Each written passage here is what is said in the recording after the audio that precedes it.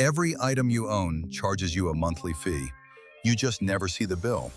Today we go through 8 money rules that calculate the real cost of your stuff and show you exactly how much your current lifestyle is costing you per hour of work. I'm Mr. Blobski.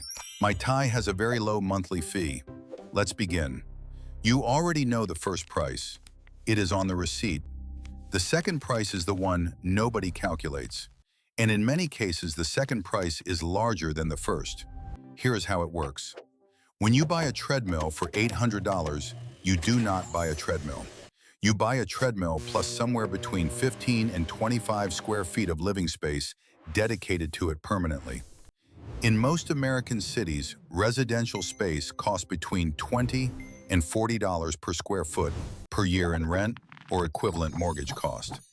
At $30 per square foot, that treadmill occupies a $600 per year piece of your home. Over 5 years, $3,000 in space cost.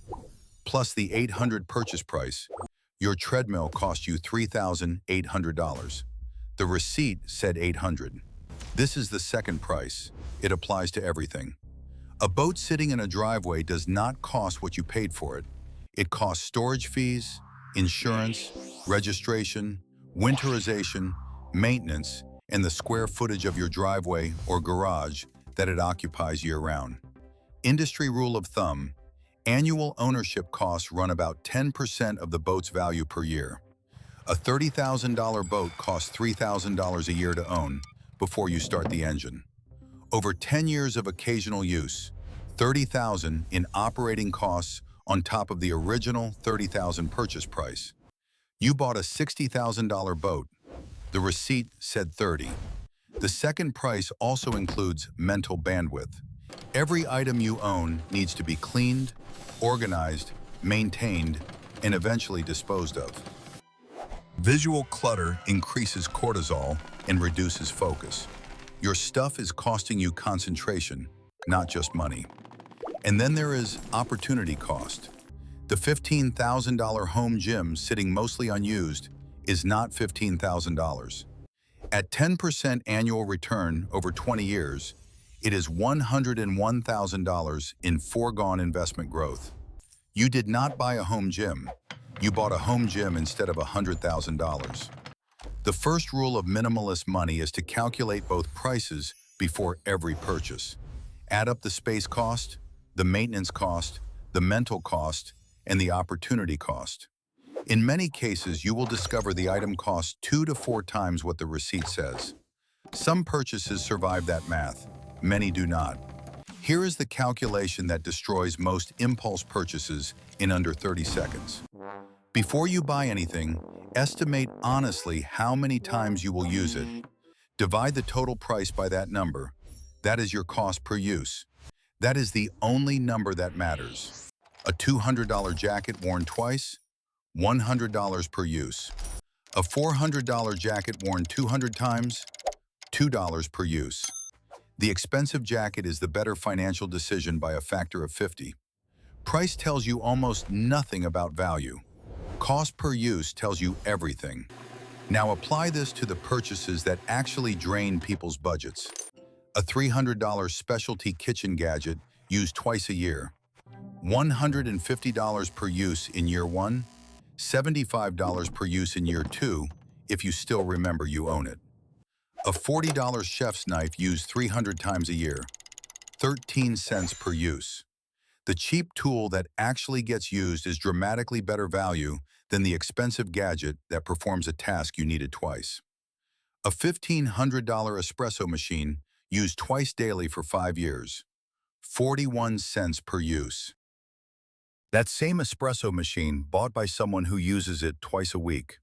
$2.88 per use, still cheaper than a coffee shop.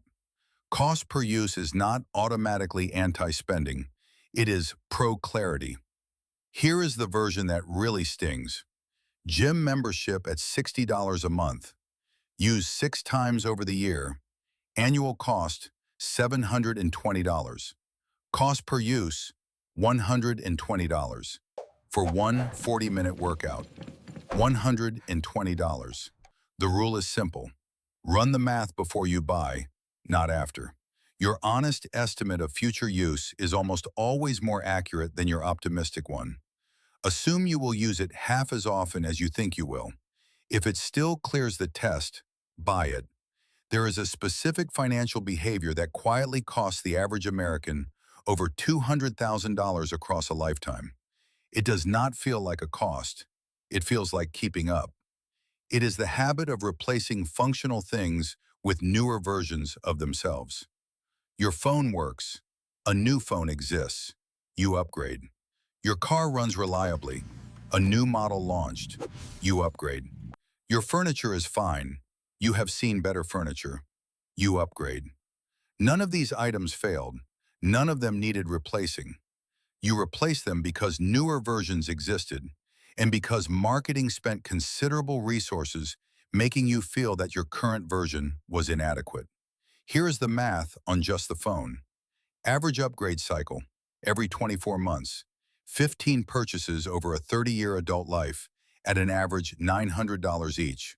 $13,500. Invested instead at 10% annually, $78,000. Apply the same pattern to cars, furniture, appliances, televisions, and laptops. The total lifetime cost of upgrade culture easily exceeds $200,000. Invested over the same period, over $1 million. The minimalist rule on upgrades is blunt. A functional item is not a problem. Boredom is not a malfunction. The existence of a newer version is not a reason to replace something that works. Define functional clearly. An item is functional until it genuinely cannot perform its purpose. Your phone is functional until it cannot run the apps you need, cannot hold a charge through a day, or cannot make calls reliably. Everything short of that is marketing telling you to solve a problem you do not have. Every year you extend the life of a functional item is a year you did not pay the upgrade tax. Major purchases are rarely singular. They are ecosystems. A boat purchase is not a boat purchase. It is a boat plus a trailer, plus a hitch receiver for your vehicle, plus storage, plus marina fees, plus insurance, plus registration, plus safety equipment, plus maintenance supplies, plus the boat-appropriate clothing you will feel compelled to buy.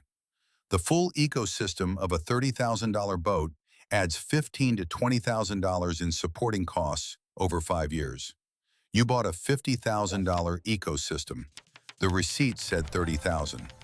A pool is not a pool. It is chemical supplies, cleaning equipment, a cover, furniture, landscaping, higher homeowners insurance, and a higher water bill. A $20,000 pool installation generates $8,000 to $12,000 per year in ongoing costs. You bought an annual expense. The receipt said $20,000. A vacation home is not a vacation home. It is a second mortgage plus property taxes, plus insurance, plus maintenance on a property you are not present to notice problems in. Many vacation homeowners discover they are paying more per vacation day than a high-end hotel would cost, while also managing a property. Before any major purchase, map the full ecosystem. What does this item require to function? What does it enable or obligate you to buy next? What ongoing cost does it generate for as long as you own it? Add those numbers to the purchase price. That is what you are actually buying. The multiplier also works in reverse, which is its most useful application. When you eliminate one major possession, you often eliminate an entire category of associated costs simultaneously. Selling the boat does not just net you its resale value. It eliminates storage, insurance, registration, maintenance, and the mental load of ownership in a single decision. Human beings follow the path of least resistance. If spending is easy and saving is hard, you will spend. If saving is easy and spending is hard, you will save. The question is not whether you have willpower, it is which behavior you have made easier. Most people engineer their lives for effortless spending. Credit card numbers saved in every browser, shopping apps on the home screen, one-click purchasing enabled. Every friction point removed by companies who profit from your ease of spending. The minimalist approach is to reverse this deliberately. Spending friction. Remove saved payment methods from online retailers. Studies show this reduces online impulse purchases by over 40%. Delete shopping apps from your phone. Unsubscribe from promotional emails. Implement a mandatory waiting period for non-essential purchases. 48 hours minimum. Most purchase desires evaporate within 48 hours if not acted upon immediately. For purchases over $300, wait 1 week. For purchases over $1,000, wait 1 month. The 48-hour rule alone is worth quantifying. The average American makes approximately 3 impulse purchases per week, totaling around $150. 70% of those purchases do not survive a waiting period, according to consumer behavior research. Applying the 48-hour rule saves approximately $5,500 per year. Over 30 years invested, $960,000. Saving ease. Automate transfers to investment accounts on the same day your paycheck arrives, before you see the money. Make saving the default, not the decision. Treat your investment contribution like a fixed bill, not optional, not conditional on whether there is money left over at the end of the month. There is never money left over at the end of the month. That is true at every income level. The only solution is to move money before the month begins. This is the rule that separates people who build wealth from people who earn well but never accumulate anything. And it is the one most financial advice skips entirely. If you never define what enough looks like, your expenses will expand to consume whatever you earn. This is not a theory. It is a documented behavioral pattern called lifestyle inflation, and it operates at every income level. People earning $300,000 report the same financial stress as people earning $80,000 because their lifestyle has scaled to absorb the $300,000. The trap closes gradually. A raise triggers a nicer car, a better neighborhood, better restaurants. Each upgrade feels earned. Collectively, they consume the entire raise. Your financial position is identical to before the income increased. A treadmill that speeds up every time you level up. Defining enough means deciding, in advance and in writing, what specific lifestyle you are building toward. Not a vague aspiration, specific numbers. What is the maximum house you need? Write down the square footage, the neighborhood type, the price range. What is the maximum car you need? Write down the make, age, and price. What monthly spending on food, entertainment, and clothing represents genuine satisfaction versus excess? Write those numbers. These become your targets. When your income exceeds what those targets require, the excess goes to savings and investments, not to the next level of lifestyle, to savings and investments. Here is the math. Your enough is $60,000 per year. You earn $70,000 and save $10,000. You get promoted to $90,000. Instead of inflating to $90,000, you stay at $60,000 and save $30,000 per year. Over 5 years, $150,000 saved plus compounding on everything before it. Contrast that with the default. Every raise triggers lifestyle inflation. Savings rate stays at 4 to 6%. Wealth accumulation stays minimal despite strong earnings. Defining enough is the most important financial decision you will ever make. It converts income growth into wealth instead of lifestyle. Without it, more money simply means more stuff at a higher price point. Here is the question that reframes everything. Not, what do you own, but what can you choose? Can you leave a job that is slowly destroying you without catastrophic financial consequence? Can you take 3 months off if a family member gets sick? Can you say no to a promotion that pays more but requires a move you do not want to make? Can you start a business without guaranteed income for the first 18 months? Can you retire before 65? These are the actual measures of financial wealth. Not the car in the driveway, not the house square footage, not the vacation photos. The ability to make decisions based on what you want rather than what you are financially forced to do. This kind of wealth, optionality, is only available to people with margin between income and expenses. Here is the comparison that makes this concrete. Person A earns $200,000 per year and spends $195,000. Monthly savings, $417. Emergency fund, 2 months. Options available, almost none.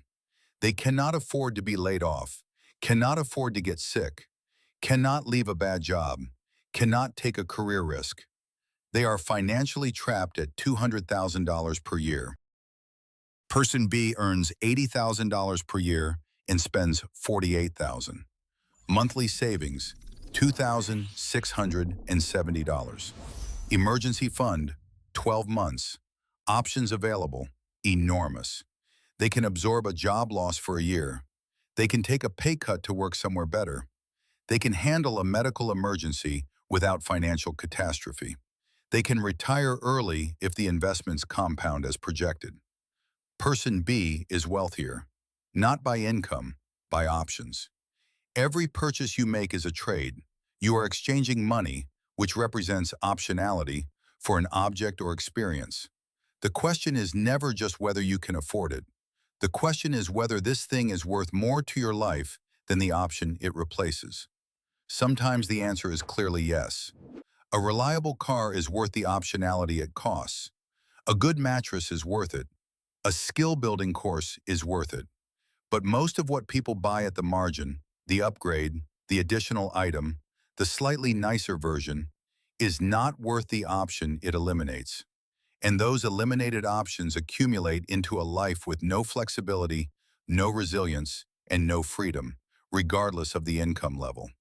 Here is the part that should leave you not just informed, but motivated. Because the math on this is genuinely exciting once you see it. All 7 rules above point to the same mechanism. Reduce consumption below income, direct the difference deliberately, and let compounding do the work. Simple to describe. The results over time are extraordinary. Take someone who implements these rules at 30 years old. Median income, $58,000. They follow Rule 6 and define their enough at $45,000 per year. They invest $13,000 annually, the difference, into a low-cost S&P 500 index fund. At 40 years old, portfolio value approximately $227,000. At 50 years old, portfolio value approximately $640,000. At 60 years old, portfolio value approximately $1,600,000. At 60, they can retire on a 4% withdrawal rate, generating $64,000 per year, more than their entire pre-tax income at 30. They built this on a median income by simply keeping their spending at $45,000 instead of the $58,000 they earned. The virtuous cycle. Spending less creates a surplus. The surplus compounds. The growing portfolio reduces financial anxiety. Reduced anxiety reduces emotional spending, which grows the surplus further. Each turn of the cycle accelerates the next. The destructive cycle runs in reverse. Spending everything creates anxiety. Anxiety triggers emotional spending as temporary relief. Emotional spending eliminates any surplus. No surplus means no investment. The anxiety never resolves. It continues at any income level. The entire difference is not intelligence, not income, not luck. It is the decision to spend slightly less than you earn and invest the difference consistently. You do not need a dramatic overhaul. You need to start the cycle. Calculate the second price on your next purchase. Run the cost per use. Wait 48 hours on the next impulse buy. Define what enough looks like for your life. Direct whatever margin that creates into an index fund. The first turn of the virtuous cycle is the hardest. After that, the math does the work. I'm Mr. Blobski. My lifestyle has been at its defined enough level for years. My net worth has not gotten the memo that I stopped spending. It just keeps going. Subscribe if you want to keep running numbers that most people are too comfortable to calculate. Class dismissed.